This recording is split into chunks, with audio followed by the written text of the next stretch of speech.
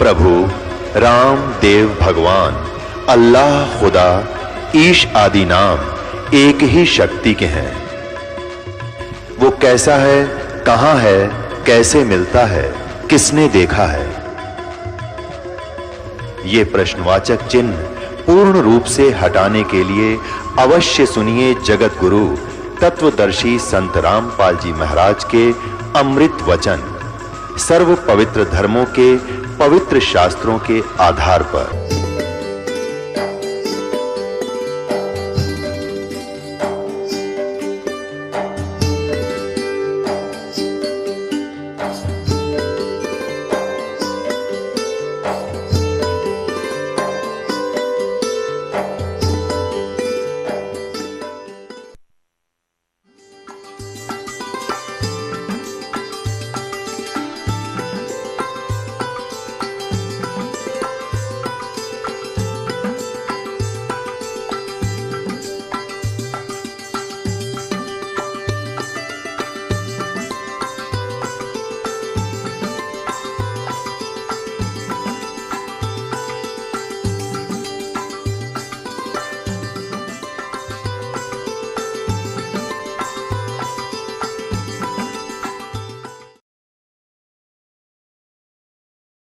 तो यहाँ क्या बता रहे हैं, जो प्रसंग हम उसी पर आते हैं कि तत्वदर्शी संत ये महापुरुष थे। आदरणीय धर्मदास साहिब जी को परमात्मा ने फिर कहा है कि धर्मदास मेरी लाख दुहाई, ये सार नाम की तबार न जाई, सार नाम बाहर जो पर ही, ये बिचली पीढ़ी हंस नितर ही। ये यथार्थ जो सार नाम है, कहता है इसका तो जिक्र भी ना कर देना किसी को। जब ये नकली संतों पंथों का हाथ लग जाते, ये मंत्र जो दास आपको दे रहा है कंप्लीट कोर्स है, ये कंप्लीट इन ऑल रिस्पेक्ट।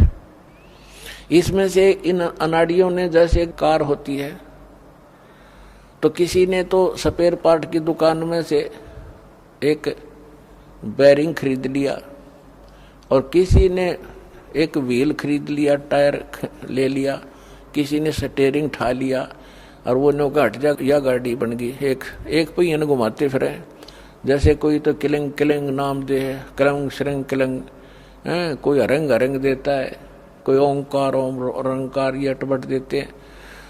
तो ये जो मंत्र ये लोग देते हैं, जैसे कोई सोम सोम देता उसके दो ऐसे कर लिया कोई बात है। परमात्मा की वाणी से सोम शब्द चुरा लिया।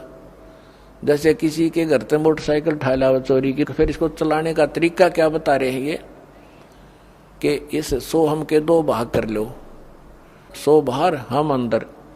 यानी मोटरसाइकिल बीच तक काट दी, जो कि इसने इधर घुमा दो, इसने इधर घुमा दो, बढ़िया गाड़ी बन गई। इन मूर्खान कहेगा पता नहीं। गरीबदास साहिब जी कहते हैं बेखों के लश्कर फिरे, लश्कर माने टोल के टोल, बेखों यानी पंथों के, बेखों के लश्कर फिरे, ये बाणी चोर कठोर, सतगुर धाम ना पहुंचेंगे ये 84 के डोरे।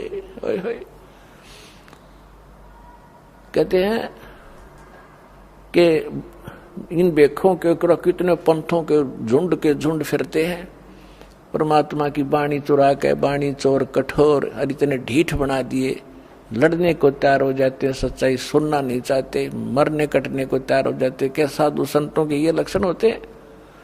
बेखों के लश्कर फिरें ये बाणी चोर कठोर, और सतगुरु धाम ना पहुंचेंगे ये 84 के ढोर। यही धक्के खाएंगे ये लोग जो इस सत नाम और सार नाम, इस कंप्लीट कोर्स को नहीं ग्रहण करेंगे। तो हम फिर उस प्रसंग पर आते हैं। एती उम्र बुलंद मरेगा अंतरे, सतगुरु लगे न कान न भेंटे वो संतरे। वो संत ना मिले आपको, तत्वदर्शी संत नहीं मिले। वो तत्वदर्शी संत जिन महापुरुषों से दास कलयुग में परिचित है, वो उनके शुभ नाम आपको अभी बताए। उनमें से एक आदरणीय गरीबदास साहिब जी गांव छुड़ानी जिला जज्जर वाले ने अपनी परमात्मा की महिमा कलम तोड़ बोली है, लिखाई है। तो वो क्या कहते हैं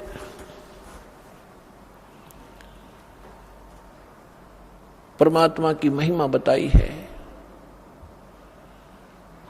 मन तू चल रे सुख के सागर, जहां शब्द सिंधु रत्नागर।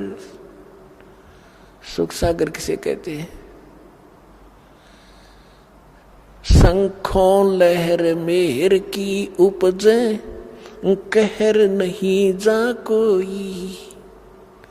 शंखों लहर मेहर की उपजे, कहर नहीं जा कोई।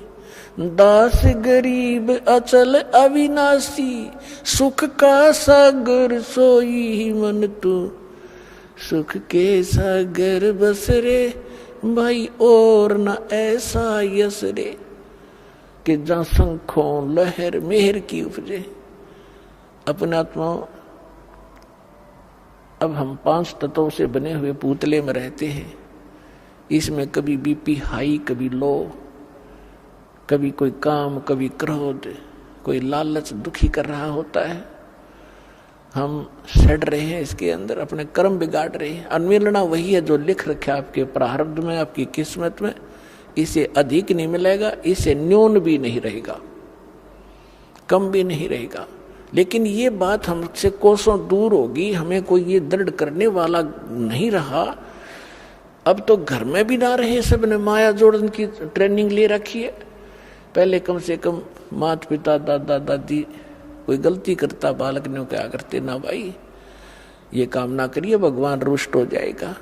अब भगवान वाली तो बात ना चलती घर में, क्यों सब थोड़े बहुत 2 पैसे हो गए, शिक्षित हो गए, कोई रोजगार करता है, सांझ ने घूटी ला के कोई कितना पड़ा है, कोई कितना पड़ा, ना बच्चों के साथ कोई लिंक रहा। तो इस प्रकार ये हमारी सारी नैतिकता का विनाश हो गया। तो क्या बताते हैं, आप दास के साथ तो बहुत बार बीती है, कुछ पिछले संस्कार थे, मालिक के चरणों में रहा होगा दास। तो कई बार जब अकेला होता हूं, एक आध बार ऐसी हिलोर उठती है अंदर से, चाहे हमें किसी ने हमें कितना ही सता रखा हो, कितना दुख दे रखा हो, चाहे कुछ पैसे भी मार रखे हो, चाहे कभी गाली गलोच भी कर रखा हो, उसके प्रति भी दोष नहीं रहता, वो भी अपना सा दिखाई देता है। वो रहती है कुछ थोड़े समय के लिए, वो जो लहर सी उठती है कुछ देर तक रहती है, उसमें कोशिश भी न करें उसके प्रति द्वेष पैदा हो, नहीं होता। और उस लहर के जाने के बाद, उस तरंग के जाने के बाद फिर वो एक खचड़ा भरा होता है, उसने ऐसा क्यों बोला, उसने ऐसा क्यों कह दिया है, अब ये करूंगा, वो करूंगा, फलाना करूंगा। तो वो जो मिहिर की लहर थी वो थी जिसमें किसी के प्रति दोष द्वेष नहीं आ रहा था। और कैर की लहर वो शुरू होगी जब आम रहती है हमारे अंदर। तो इसके विषय में बताता है कि उस सतलोक के अंदर गरीबदास साहिब जी कह रहे, शंखों लहर मेहर की उपजे और कहर नहीं जा कोई दुख है नहीं। अपने आत्मा आप यहाँ आए हुए हो, सतलोक आश्रम बरवाला जिला हिसार हरियाणा में, चाहे कोई 4 दिन से आ रहा है, कोई 10 दिन से, कोई 2 दिन से। अब यहाँ क्या दिक्कत है आपको? वो जानबूझ के अपने स्वभाववश कोई प्रॉब्लम पैदा करो, वह दूसरी बात है। किसी के साथ खसो तो यहाँ को बैठ गया, मैं बैठूंगा। या धरती सारी एक जैसी है, एक जैसे मैट बिछ रहे कि चद्दर बिछा और लेट जाओ, बनाया बनाया खाना मिल रहा है। परमात्मा ने अपने बच्चों के लिए दूध की नदी बाहर रखी और यहाँ पर सारे सदा व्रत खोल रखा, चाह की केटली पर कदर रखी, अड़ाओ गिलास पियो गटगट की तब बैठ के। तो यहाँ आपने यहाँ क्या दुख है, क्या द्वेष है किसके साथ? तो वहां सतलोक की मिनी रिहर्सल है। वो वाला सुख तो यहाँ स्वप्न में भी नहीं है, लेकिन उसकी रिहर्सल है ये। तो जब आप वहां जाओगे, बहुत बड़ा क्षेत्र आपका अपना इंडिविजुअल है। जैसे यहाँ प्रत्येक का स्वभाव है, बड़ी कोठी हो, आगे लान हो, उसमें तालाब बना हुआ हो, कहीं फुहारे चल रहे हो, बाग बगीचे हो, और अंगूरों की बेल लगी हो, कभी घूमते घूमते खा लें, वहाँ सैर सपट्टा करें, कभी तालाब में नहा लें, बैठ के गप्पे मारें कितना बैठ। तो ये यहाँ का किया हुआ तुम्हें वहाँ मिलेगा। अब आप स्टूडेंट है, मनुष्य जीवन प्राप्त प्राणी, और जो स्टूडेंट यहाँ की ये कर रहा है, यहाँ की संपत्ति जोड़ने में लग गया, वो विद्यार्थी नहीं है, वो भक्त नहीं है। आपको जो आवश्यक वस्तुएं हैं वो बनाओ, गर्मी सर्दी से बचने के लिए मकान की आवश्यकता बनाओ, जैसा आपकी सुविधा भगवान ने आपको प्रारब्ध में दिया उतना ही बनाओ, ज्यादा नहीं। आज की वर्तमान की आवश्यकता है मोटरसाइकिल, कार है, व्हीकल है, ये भी ले लो, कोई बड़ी बात नहीं। और आप देख लेना, विश्वास रखना, सच्चे दिल से लगे रहना, जो वर्तमान आधुनिक आवश्यकताएं आपकी सारी पूरी करेगा आपको परमात्मा। मोटरसाइकिल वाले को मोटरसाइकिल जरूरत है वो ही देगा, तो आप याद रख लेना। लेकिन सदुपयोग करना, सत्संग के लिए उद्देश्य रखना कि मुझे भगवान कोई व्हीकल दे तो आपकी महिमा सुनने के लिए हम सह परिवार आए, इस तरह की भावना बना कर रहना। तो वो जो आवश्यक वस्तुएं हैं आपको यहाँ अवश्य देगा। तो वहां वो सारा सुख वहां सतलोक के अंदर है। तो वहां राग द्वेष आप पर ही बने, कोई अभाव नहीं किसी चीज का।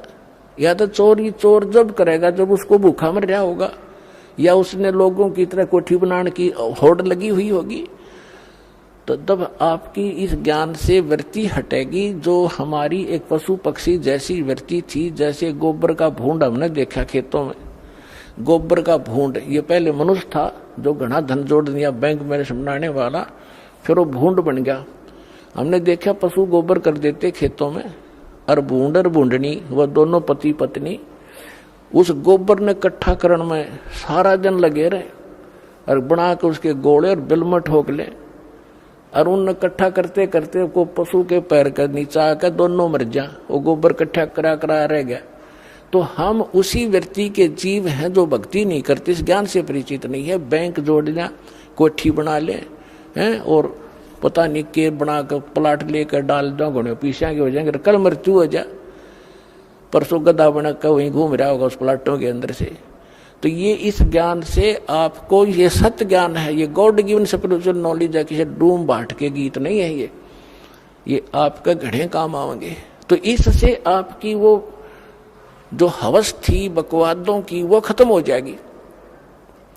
तो वो खत्म होगी, घर में बरकत आप देगा। क्यों बीड़ी शराब मांस तम्बाकू हम छुटवाएंगे, वो तो हाथ लान नहीं दे, जो वाहियात का खर्चा था, और शरीर नाशक और भक्ति नाशक। और फिर ब्याह शादी में खर्च नहीं करने देंगे, फिर भक्त नहीं जे बकवाद करेगा तो फिर पैसा चाहिएगा किस लिए तुमने, किस लिए माया के पीछे भागोगे। और जो आवश्यक वस्तु होगी भगवान आपके आगे रखेगा। जैसे माता पिता बालक के लिए सुबह दूध कटोरा भर के ले बेटा पी, जो अनजान है ले पी, तो ऐसे रखेगा आपके सामने। जब इसके हो जाओगे तुम, अभी तो आप काल की फर्द में बैठे डे हुए, उसकी रजिस्ट्री हो रही है आपकी काल के, ये परमात्मा उससे अपनी फर्द में लेगा, आपको अपने नाम करावेगा, और फिर आपको पार करेगा, आपको भक्ति देगा, मोक्ष देगा, सुख देगा।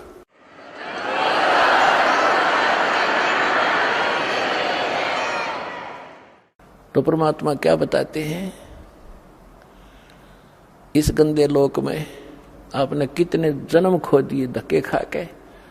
जब आदरणीय नानक साहिब जी को परमात्मा जिंदा महात्मा के रूप में मिले थे, तब कहा था कि 60,000 बल जन्म तो पाया जब से हमसे बिछड़े भाई, 60,000 जन्म तुम पाई। कि जब से आप सतलोक से बिछड़ के आए हो पुण्यात्मा, 60,000 तो अच्छे अच्छे जन्म राजाओं के प्राप्त हो गए तेरे को, अन्य की तो गिनती नहीं कितने दुख उठा लिए। तो यहाँ क्या बताते हैं, उस सूक्ष्म वेद जो परमात्मा ने गरीबदास जी को दिया, उस परमात्मा से प्राप्त ज्ञान को और परमात्मा की महिमा को गरीबदास साहिब जी ने किस प्रकार चित्रार्थ किया है। मन तू चल रहे सुख के सागर, जहाँ शब्द सिंधु रत्नागर। शब्द सिंधु यानी उस सुख का सागर। अब समुद्र में जब जहाज चला जा, समुद्री रात के समय चला और पहुंच गया 200 किलोमीटर, उसके बाद समुद्र में और जहाज या जल, उस जल के अतिरिक्त कुछ नहीं दिखाई देता। इसी प्रकार सतलोक के अंदर वो सुख ही सुख है, सुख के अतिरिक्त कुछ नहीं है। तो हम वहां जाने की ट्रेनिंग और वहां जाने की ये आपको पासपोर्ट बनाते हैं यहाँ पर कि आपकी मृत्यु यहाँ तो होएगी, या तो आपने भी पता है, कोई ना मानने वह तो मूर्ख ही होगा कि मरा को नहीं। वो दूसरी बात है, अभी ना मरे तो सभी की इच्छा है, लेकिन मरो तो गए अंत में।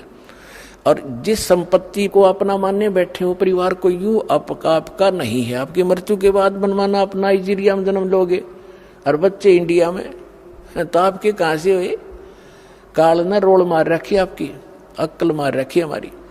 तो इस परमात्मा ने हमें रोशनी दी है, ज्ञान दिया है, इसको आधार बना कर जीना पड़ेगा अपने।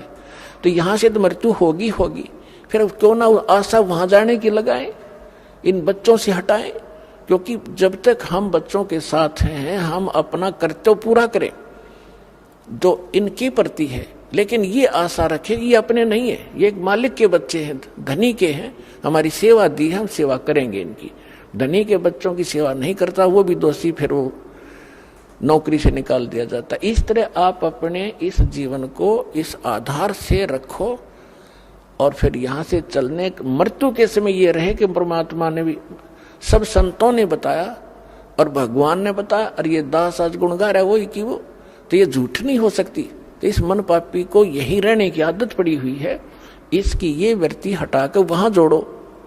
और जहां आशा ता बासा होई, मन कर वचन सुमरियो सोई। अब जहां की आस बना के जीवांगे वहीं अगला कदम वहीं पर होगा आपका। तो इस ज्ञान से आप दृढ़ हो जाओगे। ये ज्ञान किसी हीर से स्टोरी नहीं है, ये परमात्मा का दिया ज्ञान है, ये झूठ नहीं है, ये सत्य मानना। अब क्या बताते हैं, इस संसार में आपको रहते कोट जन्म तन भर मत होगे, कुछ ना हाथ लगा रे। कुकर सुकर खरबा बोरे, कौआ हंस बुगारे। कोट जन्म तू राजा की, ना मिटी न मन की आशा। भिक्षुक हो के दर दर घूम्या, मिला न निर्गुण रासा। इंद्र कुबेर ईश की पदवी, बिरबावरण दुमराया। विष्णुनाथ के पुर को जाके तू फिर भी वापस आया। असंग जन्म तन मरत्या होगे, जीवित क्यों न मरे रे। द्वादश मध्य महल मठ बोरे, बहुर न दे धरे रे। दोजक बहिष्ठ सभी ते देखे, राजपाट के रसिया। तीन लोक से तिरपत नाही, ये मन भोगी खसिया। सतगुरु मिले तो इच्छा मेटे, पद मिल पदे समाना। चल हंसा उस लोक पठाऊं, जो आदि अमर अस्थाना। चार मुक्ति जा चंपी करती, माया होरी दासी। दास गरीब अभय पद पर से, वो मिले राम अविनाशी। ओए होए, इन चंद पंक्तियों में परमेश्वर की महिमा को कलम तोड़ बता दिया आदरणीय गरीबदास साहिब जी ने। क्या बताया है कि कोटि जन्म तन भर मत होगे, कुछ ना हाथ लगा रे। कुकर कुत्ता, सुकर सुअर, खर गधा और कौआ हंस बुगारे बुगला। फिर बताते हैं कोट जन्म तू राजा की ना। ओए है, ये मिटी न मन की आशा। और भिक्षुक होकर दर दर घूम्या, ये मिला न निर्गुण रासा। ये मार्ग नहीं मिला तुझे। आपने अच्छी साधनाएं की, जो यहाँ की दंत कथाएं हैं या वेद हैं, इनके आधार से साधनाएं की, आप राजा भी बन गए और इंद्र तक की पदवी आपको प्राप्त हुई। ब्रह्मा विष्णु महेश की पदवी भी प्राप्त कर ली, फिर भी जन्म मृत्यु आपकी समाप्त नहीं हुई।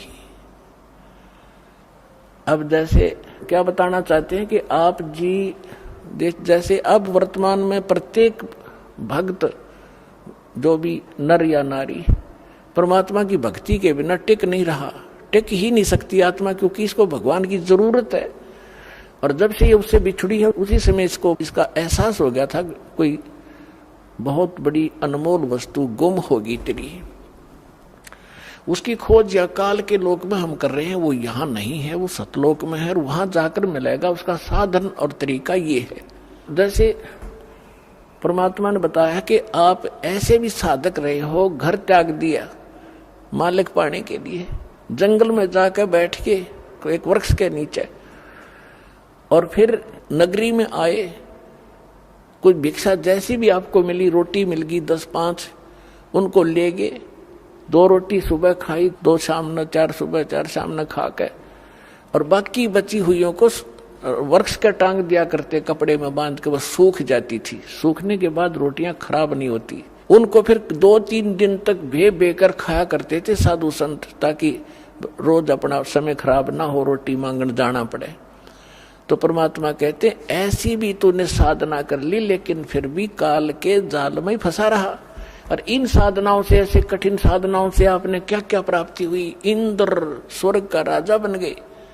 इंद्र कुबेर धन का जो वित्त मंत्री है काल का, एक ब्रह्मांड का।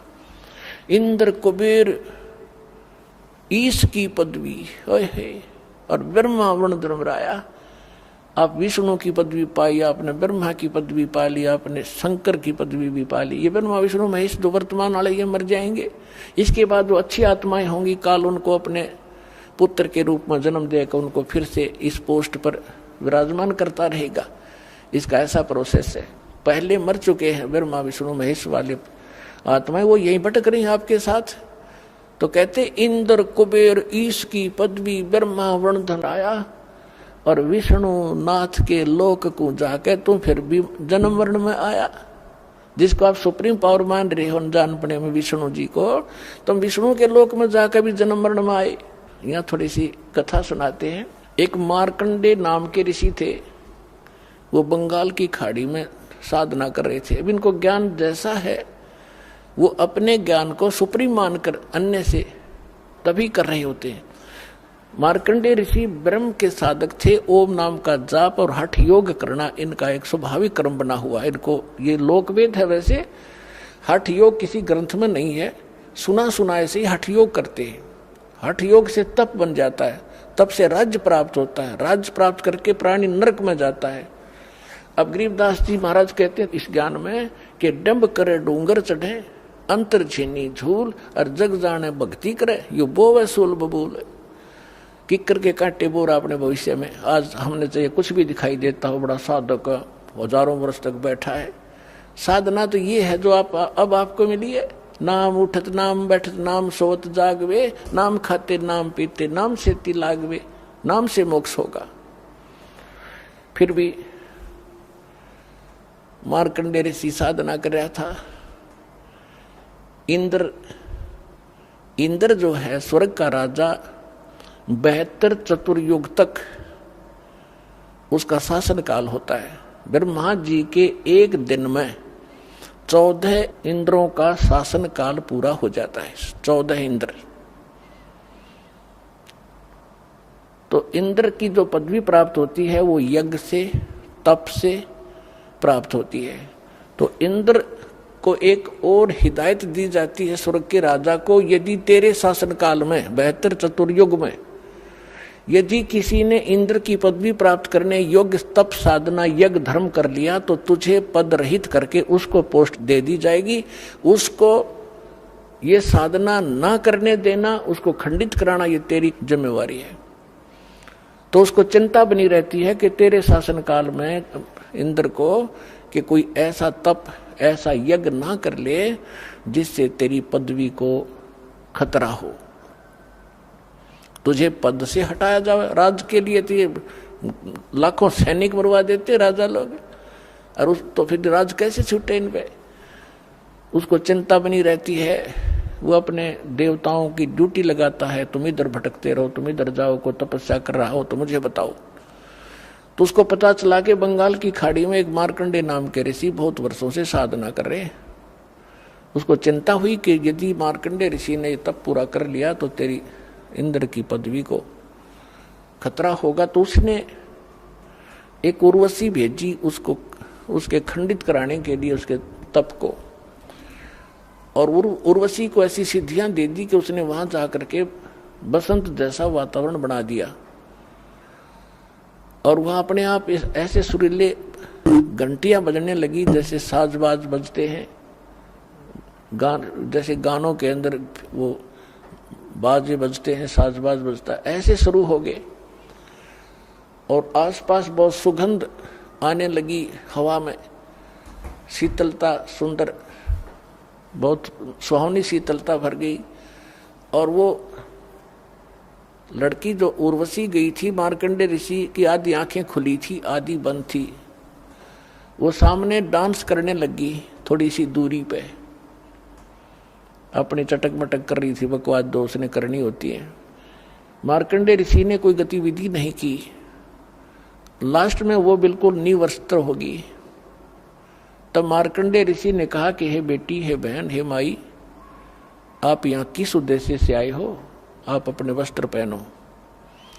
अब वस्त्र पहनकर वो कहने लगी कि हे मार्कंडेय गोसाई, इस बनखंड के अंदर जितने अन्य तपस्वी थे वो तो मुझे देखकर ही डामाडोल हो गए, उनकी तो मन की दशा खराब होगी, लेकिन आपकी समाधि कौन से लोक में थी जो आप डगमग नहीं हुए? मार्कंडेय ऋषि ने कहा कि जहां मेरी समाधि थी वहां पर तेरे जैसी सुंदर औरतें तो उन नाचने वालों की नौकरानी थी, मैं तुझे क्या देखूं? अब वो कहां समाधि लगाए बैठा था? ब्रह्मलोक में। पुण्यात्मा दास बहुत बार आपको बता चुका है, फिर भी बताते रहेंगे, क्योंकि प्रत्येक सत्संग में नए स्टूडेंट भी होते हैं। ये जितने भी लोक हैं, शिवलोक, विष्णुलोक, ब्रह्मा का लोक, ब्रह्मा जी का लोक, देवी का लोक, ब्रह्मलोक जो इसमें काल की अलग व्यवस्था है, ब्रह्मलोक, या गणेश जी का लोक, ये सब एक रेस्टोरेंट टाइप हैं। इन्होंने वहाँ अपने प्रत्येक लोक में रेस्टोरेंट बना रखे हैं। जैसे हिसार में रेस्टोरेंट है, तो रोहतक में है, चंडीगढ़ में है, दिल्ली में जो रेस्टोरेंट हैं वो इनसे बहुत सुपीरियर हैं, अच्छे हैं। बम्बई में रेस्टोरेंट हैं तो उनके चार्जेज भी ज़्यादा ही होते हैं और बकवाद भी ज़्यादा ही होती है। इस प्रकार स्वर्ग लोक भी एक रेस्टोरेंट है। विष्णु जी के लोक में भी एक स्वर्ग है, कॉमन स्वर्ग भी है। तो जो सुविधाएं इन अन्य लोकों में है उनसे कई गुना ब्रह्मलोक के अंदर सुंदर औरतें, ये और क्या देखें समाधि में। अपने आत्मा अभी बालक हो आप इस सिद्धार्थ मार्ग में, जैसे आप बस स्टैंड पर बैठे हो और आधा घंटा बस आने में हो, तो 3 बजे उठ कर देखोगे नो खड़ा होकर, कड़ाही कहाँ से आ गई, यू मन टेकने ना दे। और आप फिल्म देखने जाते हो 3 घंटे तक, 3 घंटे इन्हों नहीं पता लगा गई कि कहाँ कितने समय में चला गया। तो इस मन को बकवाद चाहिए, ना तो टेकने ना दे जीव ने। ये समाधि लगा कर बैठे नजर आते थे साधु और तपस्वी हमारे शरीर में। ये हमारा एक शरीर है, ये एक टीवी समझ लो, टेलीविजन, और इस टेलीविजन के अंदर चैनल लगे हुए हैं। जैसे मूल कमल में गणेश जी वाला चैनल है, और फिर आगे उससे 2 उंगल ऊपर रीढ़ की हड्डी जो है बैकबोन, इसके अंदर की साइड में जहाँ ये नीचे गुदा के पास जाके अंड होता है, इसके अंदर की साइड में 2 उंगल ऊपर नीचे से गणेश जी का लोक चैनल है, कमल है। उससे ऊपर स्वाद चक्र है, सावित्री ब्रह्मा का के लोक का जो भी कार्यक्रम वहाँ हो रहा है इसमें देख सकते हैं हम। जैसे टीवी में आप जिस भी टीवी चैनल को ऑन करोगे और उसमें जहाँ का प्रोग्राम हो रहा होगा वो आप यहाँ बैठे देख सकते हैं। ऐसे फिर नाभि कमल में विष्णु और लक्ष्मी जी का, हृदय कमल में शिव और पार्वती का, कंठ कमल में दुर्गा वाला के लोक का इसमें देख सकते हैं हम। और सहस्रार कमल में फिर आप काल का देख सकते हैं, ब्रह्म का। तो ये क्या होता है कि ये जब समाधिस्थ होते हैं तो पूर्व संस्कारित होते हैं, जो डलेट हो रहे हैं, साधना कर रहे हैं, भटक रहे हैं बेचारे, तो सतयुग त्रेता द्वापर में वो पुण्यात्माएं जन्म लेती हैं जिनकी स्वाभाविक समाधि लग जाती है। प्रत्येक आदमी की बहुत अच्छी साधना होती है, उनकी पिछले संस्कारवश उनके कमल भी थोड़े थोड़े खुले होते हैं।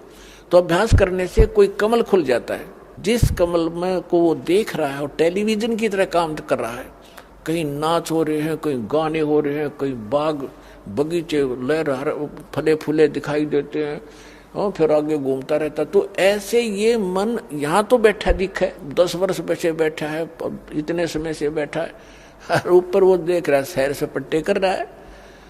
तो यहाँ इससे क्या होता है कि बैठने से एक भगवान के लिए बैठा है तो तप बन जाता उतना उसका। और तप से राज मदमानम जन्म तीसरे शुक्र समानम, तपेश्वरी सो राजेश्वरी, राजेश्वरी सो नरकेश्वरी। तो ये मार्कंडेय ऋषि उस ब्रह्मलोक में बड़े रेस्टोरेंट में, बम्बई आड़े कौन सा स्टार बोले, उसमें जा रहा था। और वो क्या है कि वहां पर तेरे जैसी तो उन नाचने वालों की बंदी थी, नौकरानियां थी, तुझे क्या देखूं, तेरे से कोई और सुंदर है उसको भेज। तो उसने कहा उर्वशी ने कि मैं सबसे सुंदर मैं ही हूं और इंद्र की पटरानी हूं, सची मेरा नाम है, और आप मेरे साथ चलो इंद्रलोक में, मेरी इज्जत रह जाएगी, नहीं तो मुझे दुहागन करेंगे, मेरी हंसी करेंगे, मुझे सजा देंगे कि तू हार का आगी। तो मार्कंडेय ऋषि जैसा जिसने जो ज्ञान है, जैसे गीता अध्याय नंबर 4 के श्लोक नंबर 25 से लेकर 30 तक यही ज्ञान दिया है गीता के अंदर, कि कोई तो योग साधना करता है, कोई स्वाध्याय करता है, कोई देवताओं की पूजा करता है, कोई श्वास उश्वास की प्रक्रिया ही करके उसी को सफल मान रहा है, और सब अब अपनी साधना को उत्तम मान रहे हैं, पापनाशक जानते हैं। वास्तविक चौथे अध्याय के 32वें श्लोक में कहा कि इन यज्ञों की, धार्मिक अनुष्ठानों की विस्तार के साथ जानकारी सच्चिदानंद घन ब्रह्म की वाणी में है। परमात्मा स्वयं आकर बताता वही है वो तत्व ज्ञान, उसमें कंप्लीट है, संपूर्ण है विस्तार के साथ। तो वो ज्ञान ये दास आपको सुना रहा है। तो मार्कंडेय ऋषि ने यही सोच रखा था कि तय जो साधना करा सबसे उत्तम है ब्रह्मलोक की। तो मार्कंडेय ऋषि ने उस उर्वशी से कहा कि आप इंद्र की पटरानी है, 72 चतुर्युग तक इसका जीवन है, उसके बाद मरेगा, फिर तू क्या करेगी? उर्वशी ने कहा कि मैं 14 इंद्र वरूंगी, यानी ब्रह्मा जी के एक दिन में जितना पीरियड है तब तक मैं स्वर्ग की महारानी बनी रहूंगी। इंद्र मरता रहेगा, दूसरा आता रहेगा, वो मुझे पत्नी बनाता रहेगा, मेरा इतना समय है सुख का, स्वर्ग का। अपना आत्माओं देखो, उस प्यारी आत्मा ने कभी मनुष्य जीवन मिला होगा, कोई उसने कैसी कठिन साधनाएं, कठिन तप किए होंगे, जो स्वर्ग की महारानी बनी और इतने लंबे समय तक, और अंत में क्या होगा इसका इनको भी ज्ञान होता वहां जाने के बाद, लेकिन विकल्प नहीं था, क्योंकि कोई सतगुरु लगे न कान न भेंटे वो संतरे। तो क्या कहती है, मार्कंडेय ऋषि ने पूछा कि जब इंद्र मरेगा, मृत्यु होगी, तब तू क्या करेगी? कि 14 इंद्र वरूंगी मैं, यानी नेक्स्ट इंद्र जो इस पदवी पर आएगा वो मुझे पत्नी बनाएगा, उसके साथ भी मैं ऐसे मौज मस्ती मारूंगी, स्वर्ग में रहूंगी। यानी वो महानता बता रही थी अपनी, मैं इतनी सुखी हूं, इतने समय तक सुख स्वर्ग में रहूंगी। मार्कंडेय बोले कि वो 14 भी मरेंगे, फिर तू क्या करेगी? फिर भी तो मरेगी। तब वो खुद कहती है कि जितने इंद्र मैं भोगूंगी वह तो गधे बनेंगे मृतलोक में, और मैं गधी बनूंगी। फिर मार्कंडेय ऋषि बोला कि मुझे वहां क्यों ले जा रही थी तू, इसे गंदे लोक में जिसका राजा भी गधा बने मृत्यु के उपरांत, रानी गधी बने। तब उसने कहा मैं अपनी इज्जत रखने के लिए ले जा रही थी। बता, ये इज्जत की भी ठेकेदार तू 14 खत्म करेगी, हर मरने के बाद गधी बनेगी, अब भी इज्जत की ठेकेदार बनी बैठी है। तो हमारी अकल मार रखी है, काल ने बुद्धि नहीं छोड़ रखी। अब इंद्र आ गया, हार गए वे, उनके सारे तगड़मबाजी जंतर मंत्र दाव पेच खत्म हुए। तो इंद्र ने आके स्वयं समर्पण कर दिया कि हे बंद निवाज, इंद्र की गद्दी प्राप्त करो, तुम जीते हम हारे। मार्कंडेय ऋषि ने, क्योंकि उसने ऊपरला होटल रेस्टोरेंट दिखा था, तो कह रहा कि अरे इंद्र, तेरी इंद्र की गद्दी मेरे किस काम की, मुझे नहीं चाहिए तेरा, तू रख अपनी को। और इंद्र आजा तुझे भक्ति बता दूं, छोड़ दे इस गंदी, कल मरेगा गधा बनेगा, छोड़ इस राज को, आजा तुझे भक्ति बताता हूं ब्रह्मलोक की, ऐसे साधना कर ले। उसने ब्रह्मलोक तक का पता था।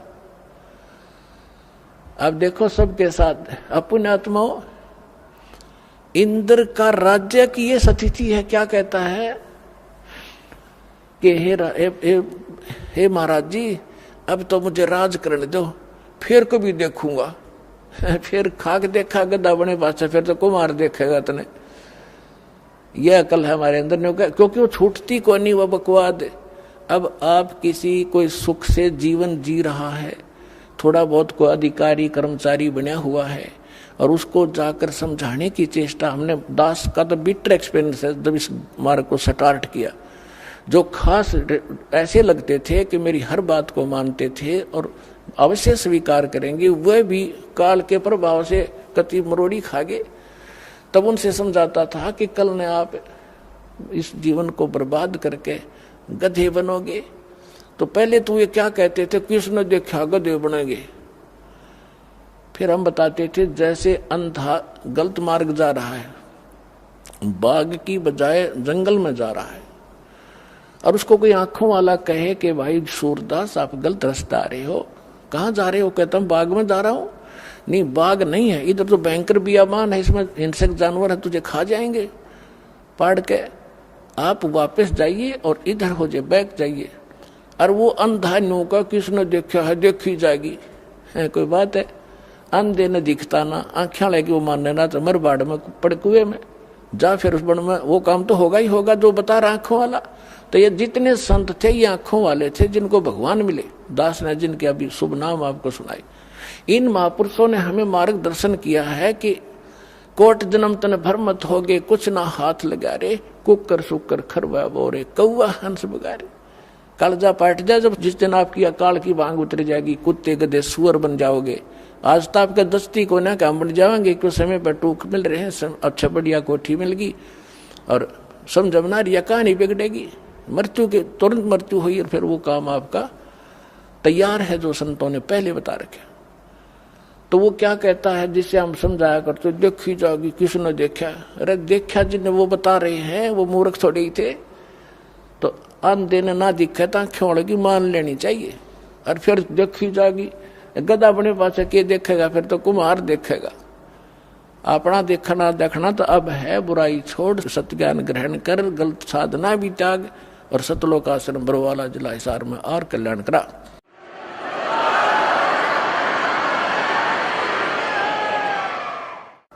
तो मार्कंडेय ऋषि कहता है कि आजा, तेरे को ब्रह्मलोक में ले चलता हूँ, ये साधना बताता हूँ। इंद्र बोला फिर देखेंगे महाराज जी, तुमने मौज करने दे। यहाँ सब की अकल मार रखी है, थोड़ा सा सुखना छूटता रहा, अगले पहाड़ जैसा दुख नहीं दिखता।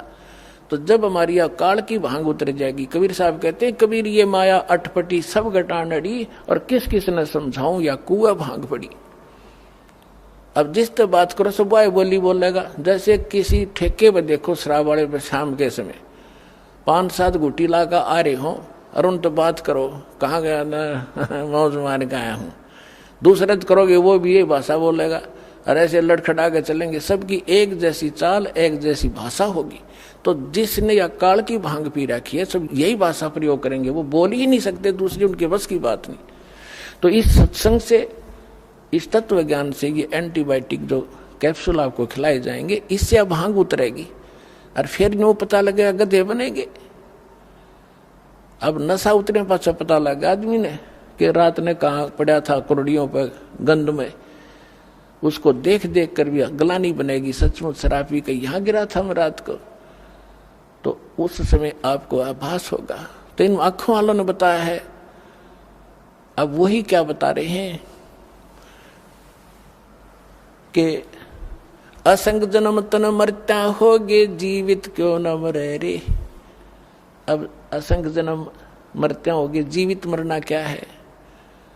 जीवित ही एक तो ये है कि आप किसी की इस माया की जो होड़ है, कोई कोठी बना रहा है, कोई कुछ कर रहा है, कोई बिजनेस बड़ा कर रहा है, कहते हैं इसकी रीस ना करो। अपने भगवान की आप सचिथि देख लो। एक झोपड़ी में रहा करते थे, कपड़ा बुन के अपना रोजी रोटी चला रहे थे, जमीन पर कपड़ा बनाते थे।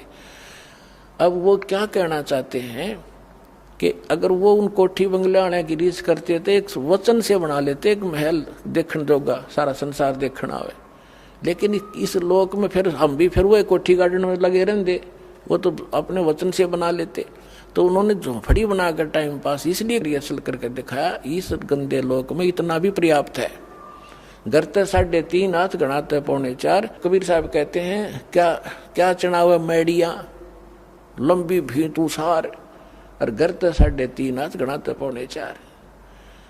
एक रोहतक के अंदर एक वो बनावा था, उसमें मार्केट सी बनावा था, दुकानें बना रहा था, और क्या बता रहा था कि 5 लाख रुपए महीने का मुझे, सन 1988-89 की बात है, 5 लाख रुपए महीने का नीचे नीचे के फ्लोर का किराया करेगा, और 3-4 मंजिल बनाऊंगा। आज के तो मेरे ख्याल 50 लाख कह सकते हैं उनको। और वो बनाते बनाते उसका लेंटर डला था, और महीने की उनकी तनख्वाह दे रहा था, वो देकर तनख्वाह, जो नौकर लगे हुए थे वहाँ मजदूर सेवादार, उनको तनख्वाह देकर वो अपनी गिन रहे थे, और वो नहाने लग गया वहीं पर। गर्मियों का दिन था, टूटी चला गया, नहा के तहमंद बांध दिया था भगत ने, और जब बलो डिग के गिर गया हार्ट अटैक हो गया, चाट ले उसको अठी ने। परमात्मा कहते कहाँ चढ़ावे मैडिया लंबी भी तुषार, गरते 3.5 हाथ गणाते 3.25। कहने का भाव ये है कि यहाँ इस ज्ञान से आपको पता चल, एक तो ये जीवित मरना है कि हमने लोगों की इन बकवादों की रीस नहीं करनी, नकल नहीं करनी, और दूसरा वास्तविक ये मरना है कि जैसे जिस कर्म को, जिस क्रियाओं को, जिस धन को, जिस घर को और जिस व्यवसाय को आप छोड़ कर सत्संग में नहीं आना चाहते, ये सोच लेते हो कि वो हानि घनी हो जाएगी, या भूल लाग रही आपके। सत्संग मानते हैं और भगवान के लिए चलता आदमी, उसके तो सुख होया करे, और थोड़ी बहुत हानि भी होती है तो ना जाने के बिजली गिरनी थी, वह थोड़े में टलेगी, ये सत्कर मान लेना। तो जैसे वहां से चलते हैं तब चला जाएगा। न्यू सोच ले, जैसे एक नाइट सर्विस में जा रहा था भगत, नाइट सर्विस में गया था और वापस आना था उसने, कोई घना जरूरी काम था, इसलिए रात की सर्विस पकड़ी। वह नाइट सर्विस की बस एक्सीडेंट हो गया और वो मर गया, मृत्यु को प्राप्त हो गया। अब वह जल्दी भी गई, वह जरूरी काम भी रह गया। अब जैसे नो सोच ले यहाँ आने के लिए कि जैसे आज हमारी मृत्यु हो जाए, तो जिसके लिए हम सत्संग में भी नहीं आना चाहते वो भी गया, वो कतिये खत्म हो गया।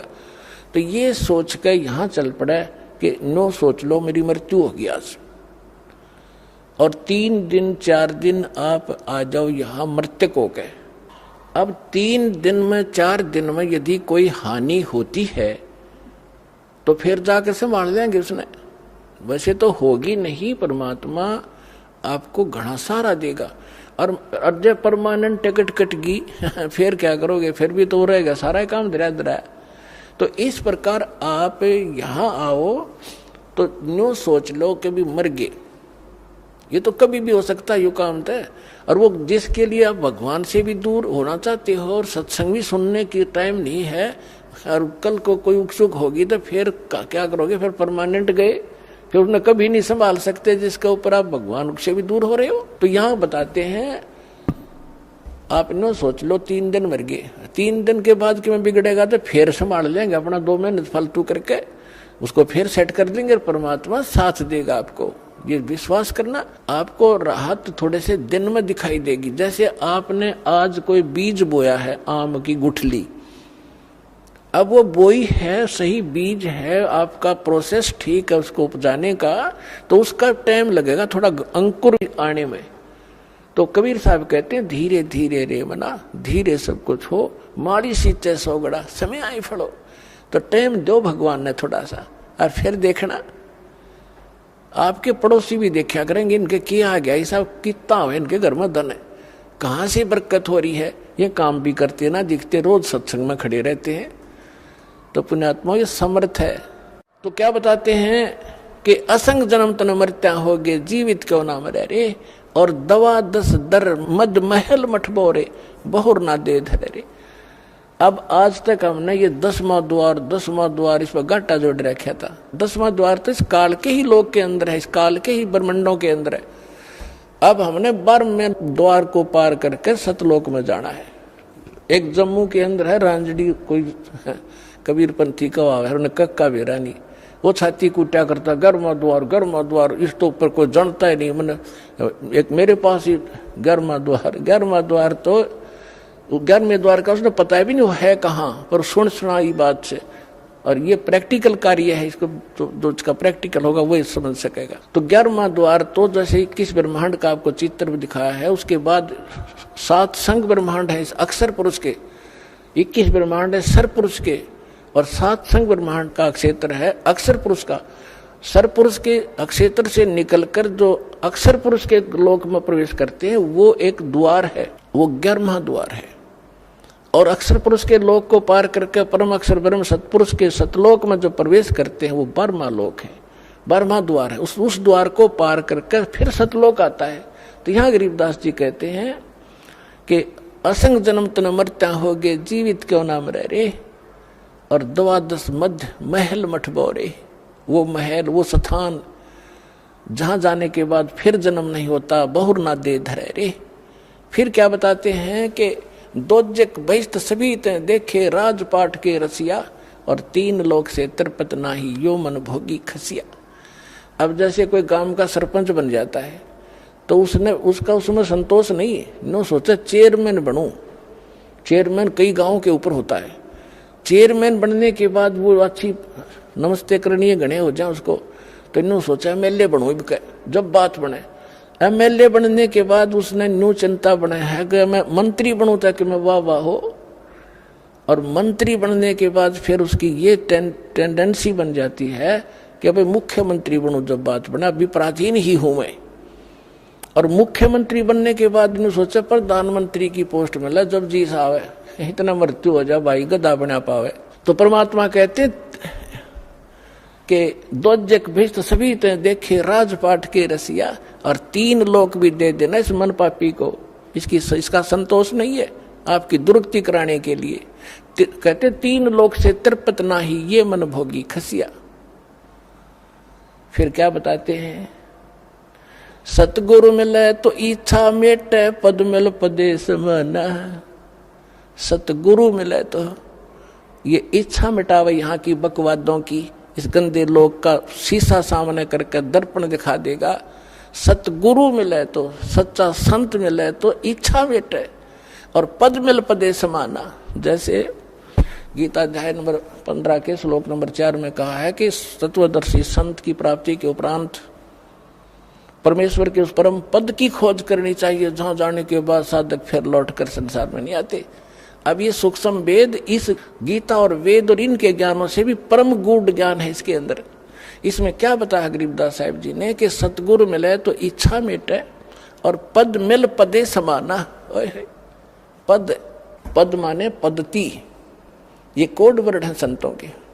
एक करेक्ट एक्यूरेट और सही जो पद्धति मिलेगी, भक्ति की विधि मिलेगी, वो पद मिले।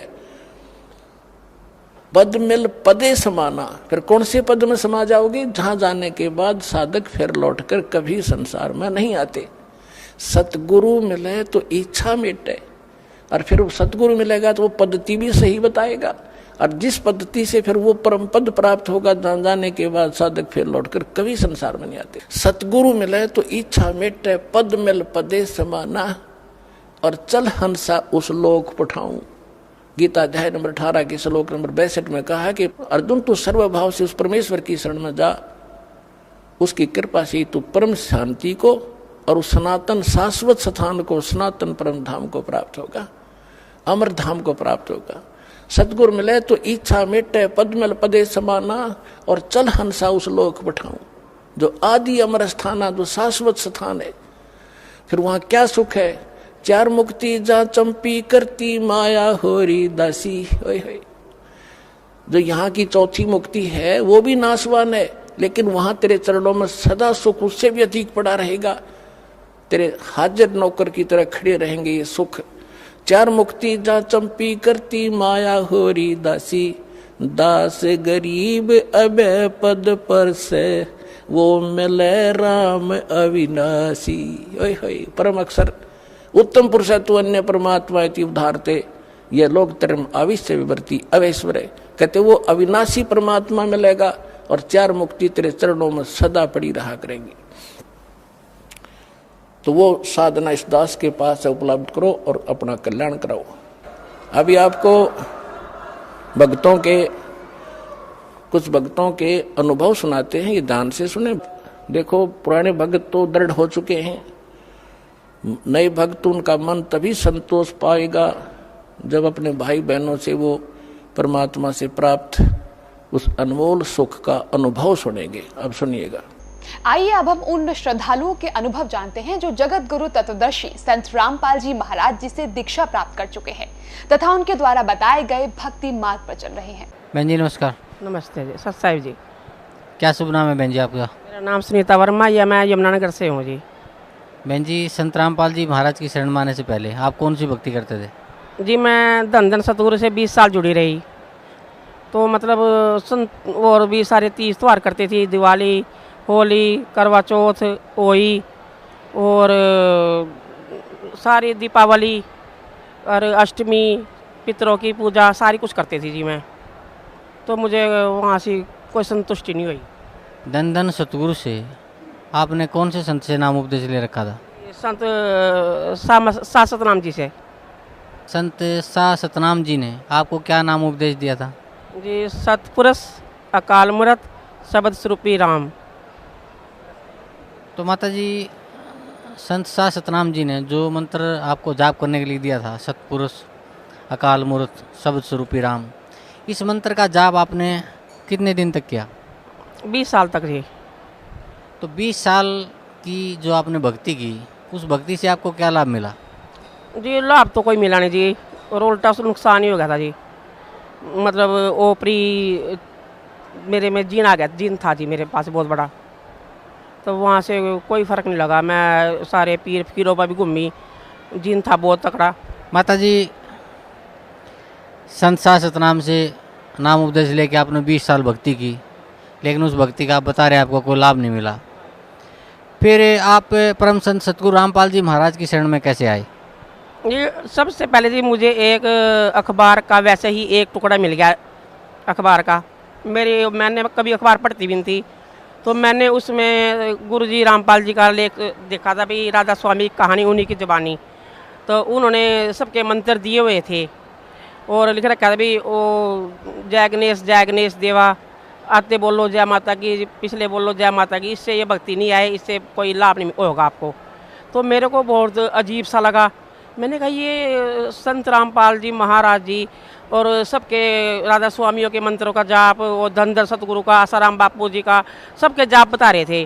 फिर मैं गली में गई, मैंने सबको इकट्ठा किया कि ये देखो एक साधु है, एक संत है रामपाल जी, वो सबके मंत्र बता रहा है। ऐसे तो किसी में हिम्मत नहीं, आज तक किसी ने हिम्मत नहीं करी किसी के मंत्र को प्रकट करने की, सबको दुनिया को बताने की। और उन्होंने कहा मैं सतलोक से आए, मेरी बात सुनो, मैं कुत्ता हूँ, भौंक रहा हूँ, मेरी बात सुनो। तो जी मेरे में थोड़ी सी मेरे को ना थोड़ा अजीब सा लगा भी कि कुछ ना कुछ बात है। तो फिर मतलब मैंने ना कुछ ये मैंने पढ़ के छोड़ दिया जी, 2-4 बजे लेख पढ़ के छोड़ दिया, सुना कर दिया, भूल गई। तो जी उसके बाद में मैंने अपनी बहन की लड़के की शादी जो गुरु रामपाल जी से अन्याय थे, गुरु रामपाल जी से जुड़े थे, उनकी लड़की से करा दी यमुनानगर में। वो हमारे घर आते थे, वो मुझे ज्ञान समझाते थे, मुझे समझ नहीं आता था। फिर उन्होंने दिल्ली से राजेंद्र भगत जी को बुलाया, फिर उन्होंने मुझे ज्ञान समझाया। मैं 10 मिनट में ज्ञान सारा समझ गई जी। वो उन्हें गीता भी उन्हें कहा भी मैं कुनीन की गोली है, खाओगी, बहुत कड़वी है। मैंने कहा आज तू जो भी कुछ देगा, कड़वा देगा, जहर देगा, वो खा लूँगी। मुझे सुना भी क्या होती है भक्ति। मैं भक्ति के मारे में जानना चाहती थी भी हम कौन है, कहाँ से आए, ये ब्रह्मा विष्णु महेश कौन है, और हम जोत जला रहे हैं, किसके आगे जला रहे हैं, कैसे करें, क्या करें, बस ऐसे बहुत परेशान हो गई थी मैं। तो फिर उसने बोला भी इसका हल भी हमारे पास है, जो रामपाल गुरु जी से जुड़ा हुआ था। उसने फिर राजेंद्र भगत जी को दिल्ली से बुलाया स्पेशल, भी एक भगत आत्मा है, वो निकलना चाह रही, उसको मेरे पास भी ज्ञान समझाना नहीं आ रहा। फिर वो दिल्ली से आए, फिर उन्होंने मुझे ज्ञान समझाया, मैं ज्ञान समझ गई। उसके बाद फिर मैंने ज्ञान समझने के बाद रात को मैं सर्दी के दिन थी, बहुत ज़्यादा ठंड पड़ रही थी, मैं 6 बजे गई उनके घर, रात को 10-11 बजे तक मैंने ज्ञान समझा उनके पास। फिर मैं अपने घर आई, मेरे को ना सारी रात नींद नहीं आई। भाई ये ऐसा ज्ञान, ऐसा तो मैंने कभी सुना ही नहीं था, ये तो इतना अच्छा निर्मल ज्ञान, और ये संत के तो बहुत अच्छे संत होंगे जो इतना अच्छा ज्ञान दे रहे। मैंने ना हमारे घर में मंदिर बना हुआ था, मैंने मंदिर को उठाया, सारी जितनी फोटोएँ थी ना सारी इसमें कट्टे में भर के, और जाके उसमें जमुना में मतलब नहर में गेरी आई में जाके। मैंने कहा मैंने तुम्हारी भक्ति नहीं करनी है। तो मैं अपना गुरु जी की मैंने तो मंदिर साफ़ किया पानी से। फिर मैंने मंदिर में कबीर से गुरु जी की फ़ोटो लगा दी, कबीर साहब जी का जो गुरु जी की खट्टी फ़ोटो वो लगा दी और वहाँ जोत जला दी। और भगत जी ने मुझे मंत्र पीछे से फाड़ के भक्ति बोध दिया था और बोले भाई ये ना आपको शाम को आरती करनी है, दोपहर को मैं नहीं करनी है, सुबह का नित्यनेम करना है। तो मेरे को ना भक्ति की इतनी लड़क उठ गई, मैं सुबह 4 बजे उठ जाती थी, कहा मैं 9 बजे उठती थी सुबह को सोती हुई, और क्योंकि मुझे को जिन दाबे रखता था। तो फिर मैं वो सुबह सुबह नित्यनेम करती थी, मुझे बहुत अच्छा लगा, जोत जलाना अच्छा लगा, मेरे को शौक चढ़ गया सुबह शाम जोत जलाने का। फिर एक दिन मैंने सोचा मैं क्यों ना गुरु जी से इस आश्रम में जाऊँ मैं, क्योंकि मैं इधर का रास्ता कभी जानती नहीं थी भी मैं कैसे जाऊँ कैसे ना जाऊँ। तो फिर भी मैंने सोचा भी मैंने मन बना लिया मैं जाऊँगी, गुरु जी से मिलूँगी, इनसे भी नाम लेके आऊँगी। ये भक्ति बेकार है, जो ये धन सतगुरु ये मेरे को भाई नहीं है, क्योंकि दुखी होगी बहुत ज़्यादा, मक्खियाँ भी निकलने लगी शरीर पे। ऐसा हो गया भी मेरे तो 50 साल निकल गए उम्र के, ऐसे सोचने लगी थी मैं भी 50 साल की उम्र होगी मेरी, और अब मैंने भक्ति मेरे पास कुछ है नहीं, अरे मैं मर जाऊँगी, मैं क्या लेके जाऊँगी ऊपर, मैं तो खाली जाऊँगी। तो फिर मेरे मन में मतलब ये बात बहुत ज़्यादा घर कर गई थी। फिर दो मैंने तैयारी की क्रोधाश्रम जाने की, इतने में वो कांड हो गया। उसके बाद गुरुजी जेल चले गए। तो फिर जेल जाने के बाद मैं अपना गुरुजी की भक्ति करती रही, वही नित्यनेम वो जो जलाती रही। फिर मेरे पोते को तीसरी मंजिल से ऊपर छोटा सा 1.5 साल का बच्चा तीसरी मंजिल पर चढ़ा हुआ था, बच्चे पतंग उड़ा रहे थे, वो भी बच्चों के साथ चला गया, 1.5 साल का बच्चा था, वो तीसरी मंजिल से नीचे फेंक दिया काल ने। और हमारे घर में ना रोहा राट बच गया सारे में, बच्चा मर गया इनका। तो जी भाग के हमने ना ऊपर से फर्श पे गिरा तीसरी मंजिल से, और बच्चे का बाल भी बांका नहीं हुआ, बच्चा ऐसे परमात्मा ने कबीर बंदी सोड ने अपने हाथों में ले लिया, संत गुरु रामपाल जी ने अपने हाथों में बच्चे को ले, खरोच तक नहीं आई। और हमारे घर में रोहा राट पड़ गया था, दुनिया इकट्ठी हो गई थी, बच्चा तो तुम्हारा गया तीसरी मंजिल से, और उसका कुछ भी नहीं हुआ। डॉक्टर को दिखा गया, बोला इसका बच्चे का कुछ हुआ ही नहीं, बच्चा हंस रहा है, सब कुछ ठीक है। फिर उसके मैंने परमात्मा को जोत जलाई और धन्यवाद किया, परमात्मा भाई आप ही समर्थ हो, और आपने तो चमत्कार दिखा दी हमें। ये मेरा विश्वास और प्रबल हो गया और दृढ़ हो गया। उसके बाद हमारे घर फिर क्या हुआ, काल ने सोचा भी सांप के रूप में हमारे घर आने शुरू हो गए। पहले एक दिन निकला इतना बड़ा सांप, वो आके ऐसे करके बैठ गया। तो मेरा घर वाला बोला भी देख तूने पितरों की भक्ति छोड़ दी, आई है अब हमारे घर पितर दुखी करेंगे, सांप आने लग गए हैं। मैंने सांप को कहा हाथ जोड़ के भी मैं आपको, मेरे पास संत रामपाल जी की मैं भक्ति कर रही हूँ, कबीर साहब जी की भक्ति कर रही हूँ, आप जो मर्जी इतना मर्जी जोर लगा लो, मेरा कुछ नहीं बिगड़ने वाला है, आप कृपा करके यहाँ से चले जाइए, हम तुम्हें मार देंगे। खैर मैंने इतना कहा, वो सांप नाली में से पता नहीं कहाँ चला गया, कहाँ नहीं चला गया। अगले दिन फिर आया, 2 दिन 3 दिन आता रहा लगातार, हमने उसको मारा नहीं, हमने हाथ जोड़ दिया उसके आगे भी, तू जा, हमारे पास सब्जियाँ कबीर साहब जी की, संत रामपाल जी महाराज जी की, और तेरा कोई यहाँ हम तेरे को नहीं पूजेंगे बिल्कुल भी, क्या तू हमारा कुछ भी कर दे, हमारा कुछ नहीं बिगड़ेगा। वो तो चला गया जी। उसके बाद फिर मतलब मेरे को ना बहुत ज़्यादा परमात्मा से मिलने की इतनी अंदर चाहना होगी कि मैं कैसे परमात्मा से मिलूं, जेल के अंदर मिल के आऊँगी, चाहे कुछ भी हो जो, चाहे जेल वाले मुझे, पुलिस वाले मुझे मार दे पीट दे, कुछ भी हो जो मेरे साथ, मैं गुरु जी के दर्शन जरूर करके आऊँगी जेल में। तो मैं रात को बिना बताए घर वालों से मैंने प्रण बना लिया रात को पक्का जाने का, मैं पोस्ती पास्ती चली जाऊँगी किसी भी तरह। तो जैसे मैं रात को सोई तो गुरु जी संत रामपाल जी मेरे सपने में आए।